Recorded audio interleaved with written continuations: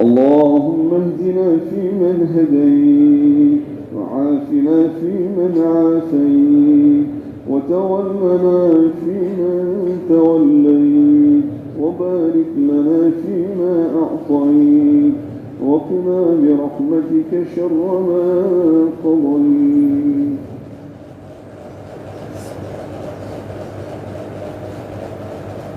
اللهم أعز الإسلام والمسلمين، أهلك الكفرة والمشركين، أعداءك أعداء الدين.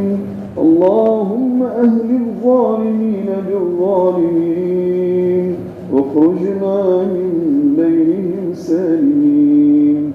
اللهم اكشف عنا الغلاء والبلاء والوباء والفحشاء والمنكر والسيوف المختلفة والشدائد والمحن، ما ظهر منها وما بطن، من بلدنا هذا خاصة، ومن بلدان المسلمين عامة، إنك على كل شيء قدير.